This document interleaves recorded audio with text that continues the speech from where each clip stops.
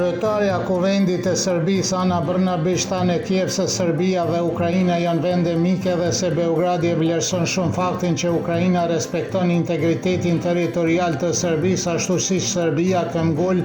në Kartën e Kombeve të Bashkuara dhe në respektimin e së drejtës ndërkombëtare në të njëjtën mënyrë nga e cila nuk do të heqë dorë në një konferencë të përbashkët për shtyp me kryetarin e Parlamentit Ukrainas Ruslan Stefanchuk. Brnabić tha se ende ka shumë për të bërë për të forcuar bashkëpunimin dhe miqësinë mes dy vendeve dhe nënvizoi se qëllimi i të dy vendeve është anëtarësimi në Bashkimin Evropian.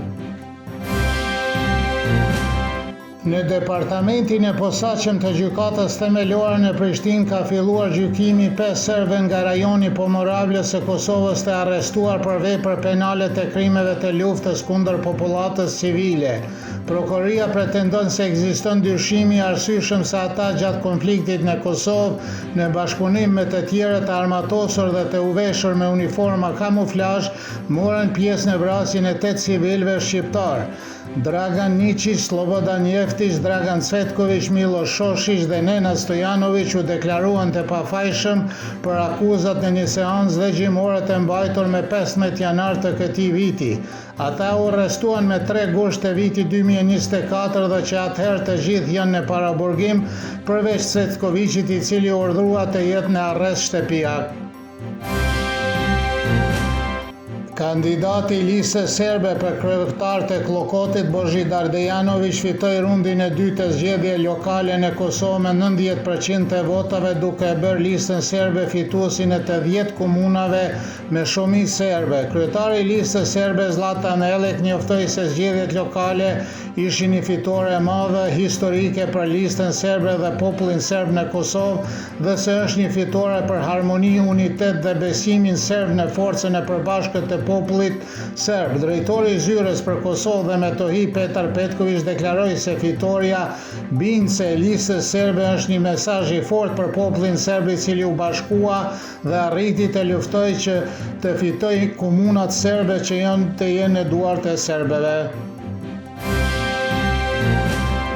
Kryetari i Komisionit për Personat të Zhdukur i Qeverisë së Serbisë Veljko Odalović theksoi se rezultatet e zgjedhjeve lokale në Kosovë sollën një moment për kthjellimin e Albin Kurtit,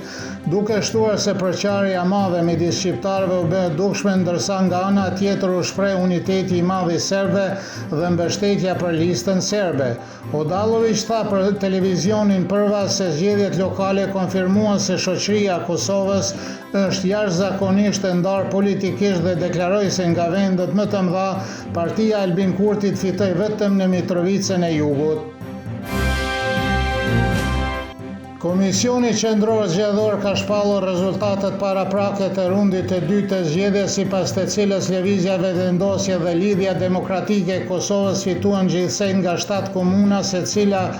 Partia Demokratike e Kosovës 6, Aleanca për Ardhmërinë e Kosovës 5 dhe Lista Serbe 10 komuna. Kryetari i Lëvizjes Vetëvendosje Albin Kurti e përshkroi fitoren në 7 komuna si një sukses për partinë e tij, pavarësisht faktit se siç thotai të gjithë u bashkuan kundër vetëvendosjes. Kandidati i Lëvizjes Vetëvendosje Faton Peci fitoi në Mitrovicën e Jugut me 53.47%, ndërsa kandidati i Partisë Demokratike të Kosovës Arjan Tahiri fitoi 46.53%. Peci shpalli fitoren mbrëm dhe festoi së bashku me kryetarin e Vetëvendosjes Albin Kurti. Kandidati i Lidhjes Demokratike të Kosovës në Prishtinë Përparim Rama gjithashtu shpalli fitoren mbrëm duke mposhtur Hajrullah Qekun e Vetëvendosjes me 51.54% dhe duke konfirmuar mandatin e tij si kryetar i komunës së Kryeqytetit. Mbështetësit e LDK-s festuan në sheshin e Prishtinës deri vonë mbrëm natën.